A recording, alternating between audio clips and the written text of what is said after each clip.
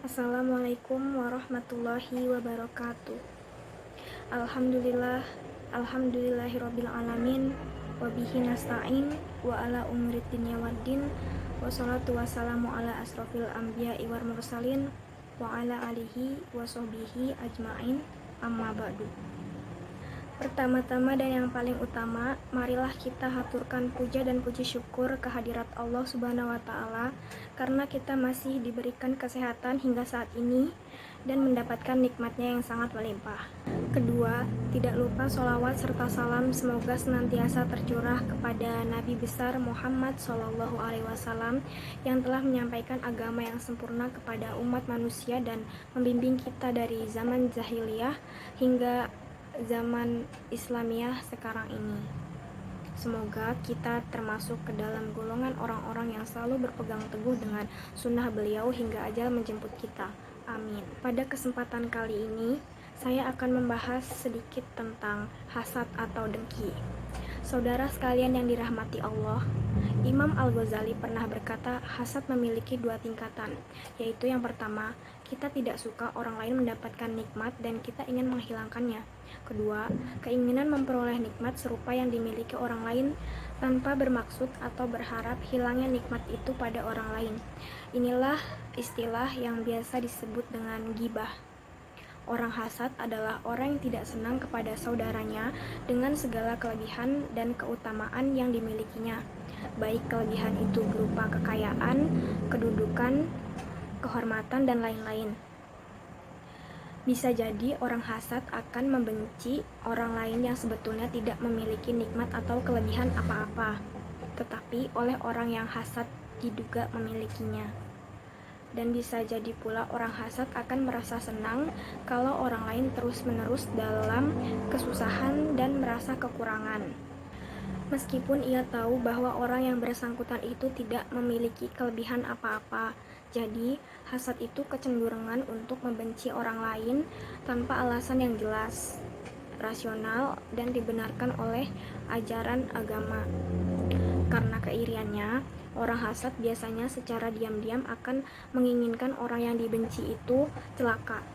Dan secara tidak langsung, kita akan timbul atau terbesit dalam hati keinginan untuk mencelakainya secara langsung maupun tidak langsung.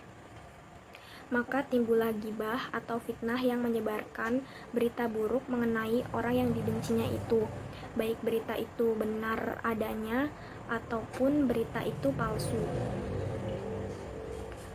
Orang hasad biasanya mempunyai sifat jika dia berusaha untuk mengejar sesuatu, diniatkan karena ingin mengalahkan orang yang dibencinya itu. Dari niat tersebut sudah tidak baik, sehingga Allah Subhanahu wa Ta'ala akan menarik barokah dari usahanya tersebut walaupun usahanya sukses atau berhasil.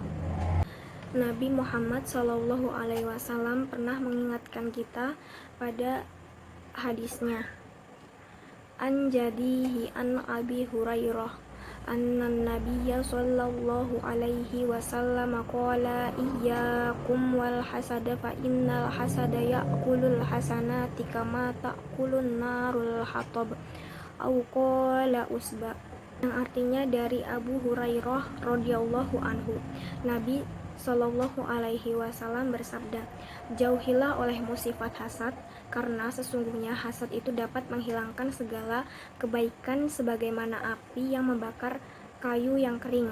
Hadis riwayat Abu Daud. Orang yang memiliki sifat hasad, di dalam hatinya terdapat keinginan agar saudaranya celaka, atau di dalam hatinya memiliki sifat dengki. Maka kedengkian itu adalah bukti nyata bahwa di dalam hatinya mempunyai niat buruk atau tidak baik terhadap saudaranya. Atau jika berbuat kebaikan, biasanya pendengki tidak memiliki niat yang tulus. Maka jika terdapat kebaikan yang dilakukan oleh pendengki, bisa dipastikan perbuatannya itu palsu. Karena suatu perbuatan baik tanpa disertai niat baik tidak mungkin akan menghasilkan perbuatan yang tulus. Perbuatan baiknya hanya untuk menutupi kebusukan di dalam hatinya. Hasad dapat terjadi pada orang yang beriman sekalipun. Bisa kita lihat dari kisah Nabi Yusuf bersama saudara-saudaranya. Bahkan sampai ayah Nabi Yusuf, yaitu Yakub, memerintahkan kepada Nabi Yusuf agar jangan menceritakan mimpinya kepada saudaranya. Allah berfirman dalam surat Yusuf, Qala ya bunayya la taqsus ru'yaka ala ikhwatika fayakidu laka kaida innasyaitana lil insani aduwwum mubin. Yang artinya, dia ayahnya berkata, wahai anakku, janganlah engkau ceritakan mimpimu kepada saudara-saudaramu. Mereka akan membuat tipu daya untuk membinasakanmu. Sungguh setan itu musuh yang jelas bagi manusia. Lalu lihatlah jawaban perkataan saudara-saudara Yusuf dalam ayat disebutkan.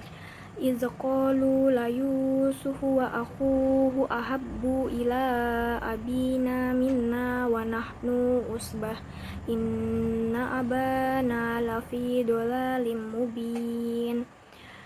Ketika mereka berkata, sesungguhnya Yusuf dan saudaranya Bunyamin lebih dicintai ayah daripada kita, padahal kita adalah satu golongan yang kuat. Sungguh ayah kita dalam kekeliruan yang nyata. Quran Surat Yusuf ayat 8. Lihatlah bagaimana hasad pun bisa terjadi pada orang yang beriman sekalipun, bahkan di antara sesama saudara kandung. Merasa tidak suka terhadap nikmat yang ada pada orang lain sudah disebut hasad oleh Ibnu Taimiyah. Walau tidak menginginkan nikmat tersebut hilang, Ibnu Taimiyah berkata, Al-hasada huwal bu'du wal qarahatu lima yarahu min husniha lil mahsud. Yang artinya, hasad adalah membenci dan tidak suka terhadap keadaan baik yang ada pada orang yang dihasad. Saudaraku yang dirahmati Allah, marilah kita hilangkan sifat hasad ini dari hati kita, karena Allah Subhanahu wa Ta'ala tidak menyukai sifat hasad dan akan berdampak buruk pada diri kita sendiri. Mungkin hanya ini yang dapat saya sampaikan. Semoga bermanfaat bagi kita semua, terutama bagi saya sendiri. Ada salah datangnya dari saya dan benar datangnya dari Allah Subhanahu wa Ta'ala. Wabillahi taufiq wal hidayah. Wassalamualaikum warahmatullahi wabarakatuh.